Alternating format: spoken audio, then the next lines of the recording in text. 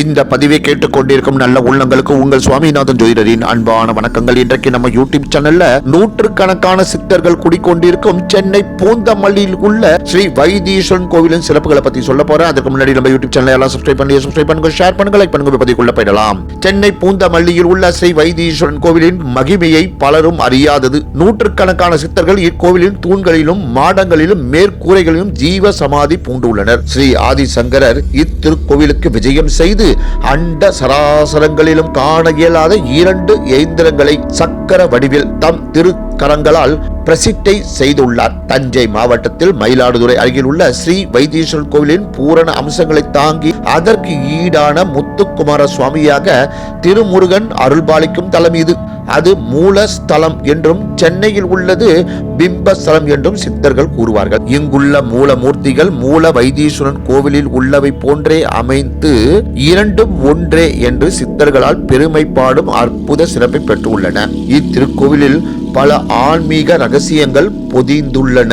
ஸ்ரீ தையல் நாயகி அன்னையின் சன்னதிக்கு எதிரில் ஸ்ரீ ஆஞ்சநேய மூர்த்தி தரிசனம் தரும் தூணின் பின்புறம் ஸ்ரீ அவதூது ரோக நிவர்தீஸ்வரர் என்ற சித்த பெருமான் ஜீவசமாதி கொண்டு அருள்பாலிக்கின்றார். இவருடைய விசேட தன்மை என்னவெனில், இவர் எந்த நோயிலிருந்தும் ஒருவர் தன்னை தற்காத்துக் கொள்ள அருள் புரியும் அற்புத சித்தர். உதாரணமாக, ஒருவருக்கு அம்மை நோய் பற்று அறிகுறி தென்படி ஸ்ரீ அவதூது ரோக நிவர்தீஸ்வரரை தரிசித்து இயன்ற அளவு நீர்மோறு, இளநீர், குளிர்பானம், மிளகு சாதம் போன்றவற்றை தானமாக ஏழைகளுக்கு வழங்கி தன்னை நோயில் இருந்து தற்காத்துக் கொள்ளலாம். ஒரு குழந்தைக்கு போலியோ தாக்கும் அறிகுறி ஏற்படி இச்சித்தரை தரிசனம் செய்து இயன்ற அளவு ஊனமுற்றோருக்கு சக்கர பலகை, ஊன்றுகோல், சக்கர வண்டி, செயற்கைக்கால் போன்றவற்றை தானமாக வழங்கி அக்குழந்தையை போலியோ நோயிலிருந்து காத்துக் கொள்ளலாம். இவ்வாறாக எந்த நோய்க்கான அறிகுறி தென்பட்டாலும்